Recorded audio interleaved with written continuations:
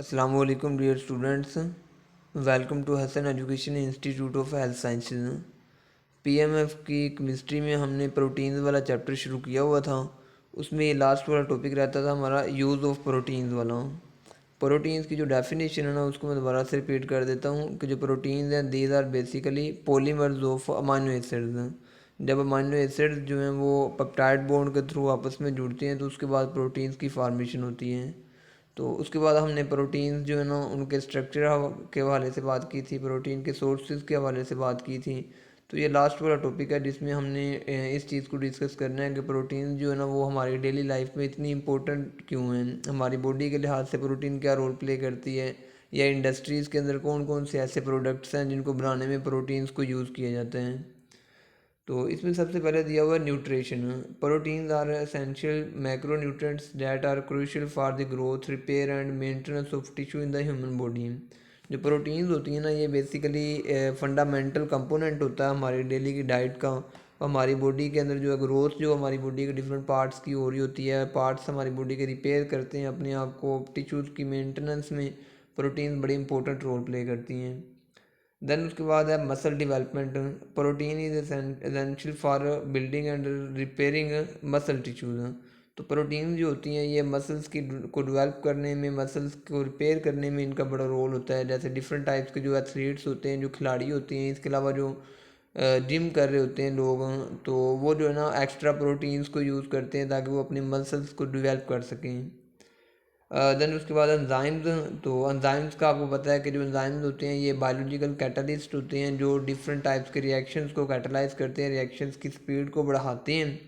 तो मोस्टली जो एंजाइम्स होते हैं वो प्रोटीनिक इन नेचर होते हैं। सिर्फ कुछ एंजाइम मैंने आपको बताया था जो ऐसे होते हैं जो आरएनए पर मुश्तमिल होते हैं, जिनको राइबोजाइम एंजाइम्स का नाम देते हैं। अदरवाइज जो ना काफ़ी ज़्यादा ऐसी क्वांटिटी है जो एंजाइम्स की जो कि प्रोटीनिक इन नेचर होती हैं। तो प्रोटीन्स एंजाइम जो है उनको बनाने में प्रोटीन्स अपना रोल प्ले करती हैं। तो वो एंजाइम जो है वो आगे जाके डाइजेशन में, डिफरेंट टाइप्स के हमारी बॉडी के मेटाबॉलिज्म में, डीएनए को रेप्लिकेट करवाने में, इन सारे फंक्शंस में वो फिर एंजाइम जो है ना वो हिस्सा लेते हैं, और वो एंजाइम जो है वो खुद प्रोटीन्स के बने हुए होते हैं। उसके बाद हार्मोन्स हैं। हार्मोन जो होते हैं ये केमिकल सब्सटेंस होते हैं जो हमारे बॉडी के अंदर डिफरेंट फिजियोलॉजिकल फंक्शंस को कंट्रोल करने में इनका रोल होता है। तो हार्मोन्स भी जो होते हैं वो डिफरेंट नेचर के होते हैं, उनकी केमिकल कंपोजिशन डिफरेंट टाइप की होती है। कुछ हार्मोन जो होते हैं वो स्टीरॉयड इन नेचर होते हैं, कुछ ग्लाइकोप्रोटीनिक हार्मोन्स होते हैं। तो इस तरह से कुछ हार्मोन्स ऐसे भी होते हैं जो कि प्रोटीन्स पर मुश्तमिल होते हैं, जैसे ग्रोथ हार्मोन हो गया, इंसुलिन हो गया।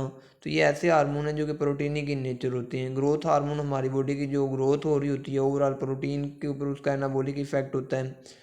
तो कार्बोहाइड्रेट्स के ऊपर उसका एनाबॉलिक इफेक्ट होता है, यानी कि हमारी बॉडी की जो ग्रोथ है, जो नशो में उसको मेंटेन करने में ग्रोथ हार्मोन अपना रोल प्ले करता है। और उसके अलावा इंसुलिन है जो हमारे ब्लड के अंदर ग्लूकोज लेवल को कम करने में रोल प्ले करता है। अगर ग्लूकोज शुगर लेवल हमारी बॉडी के अंदर बढ़ रहा है तो उसको कम करके नॉर्मल लेवल पे लेके आने में इंसुलिन अपना रोल प्ले करता है। तो इस तरह से इंसुलिन और ग्रोथ हार्मोन ये ऐसे हार्मोन हैं जो कि प्रोटीनिक इन नेचर होते हैं।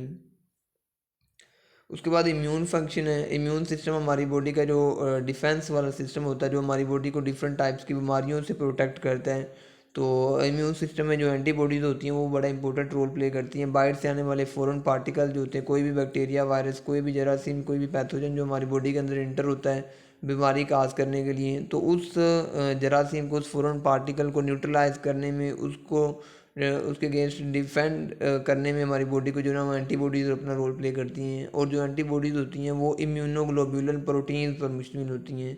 तो इस तरह से जो प्रोटीन्स हैं उन्हीं की टाइप जो है ना वो आगे एंटीबॉडीज़ बनाने में भी रोल प्ले कर रही होती हैं। ट्रांसपोर्ट आ गया। तो हमारी बॉडी में जो ट्रांसपोर्ट होती होती है, जैसे गैसेस की ट्रांसपोर्ट है जिसमें ऑक्सीजन जो है वो ट्रांसपोर्ट होती है हमारे लंग्स से ब्लड के थ्रू हमारे सेल्स की तरफ। फिर सेल्स के अंदर जो कार्बन डाइऑक्साइड प्रोड्यूस हो रही होती है उस कार्बन डाइऑक्साइड को लंग्स तक लेके आना और लंग्स से बाहर एक्सहेल करना। तो ये जो ट्रांसपोर्ट हो रही होती है गैसेस की, उसमें हीमोग्लोबिन जो है वो अपना रोल प्ले करते हैं। और जो हीमोग्लोबिन है उसके दो पार्ट होते हैं, एक हीम पोर्शन होता है और एक ग्लोबिन। तो हीमोग्लोबिन को बनाने में भी जो है ना वो प्रोटीन अपना रोल प्ले कर रही होती हैं। इसके अलावा डिफरेंट टाइप्स की प्रोटीन जो हमारी सेल मेम्ब्रेन के अंदर होती हैं, सेल मेम्ब्रेन के आर पार जो डिफरेंट मालिक्यूल्स की ट्रांसपोर्ट हो रही होती है, मूवमेंट्स हो रही होती हैं, उसमें भी जो है ना वो प्रोटीन रोल प्ले कर रही होती हैं। और स्ट्रक्चर के हवाले से बात करें तो कोलेजन प्रोटीन है जो हमारी बॉडी के डिफरेंट कनेक्टिव टिश्यूज़ जैसे स्किन, टेंडन्स, बोन्स वगैरह को जो है ना वो मेंटेन करने में, उसमें स्ट्रक्चर के लिहाज से सपोर्ट प्रोवाइड करने में रोल प्ले करती हैं प्रोटीन। एनर्जी सोर्स के तौर पर प्रोटीन जो है ना वो हमारी बॉडी के अंदर एनर्जी पैदा करने में, मोस्टली कार्बोहाइड्रेट्स और फैट जो है ना वो एनर्जी प्रोडक्शन में रोल प्ले कर रही होती हैं, लेकिन प्रोटीन भी जो है ना उसको भी हमारी बॉडी एनर्जी प्रोड्यूस करने में यूज़ कर सकती है।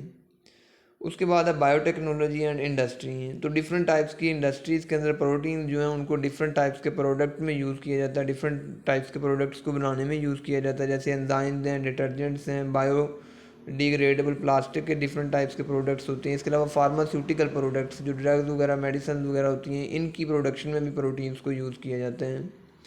फूड प्रोडक्शन के अंदर जो ना डिफरेंट टाइप्स की फूड आइटम्स को प्रोड्यूस करने में एज एडिटिव्स इनको यूज़ किया जाता है, प्रिजर्वेटिव्स इनको यूज़ किया जाता है। तो मतलब कि उसको जो ना वो प्रिजर्व करने में, उसकी पीएच को मेंटेन करने में, उसके टेक्सचर को मेंटेन करने में जो ना प्रोटीन्स को यूज़ किया जाते हैं।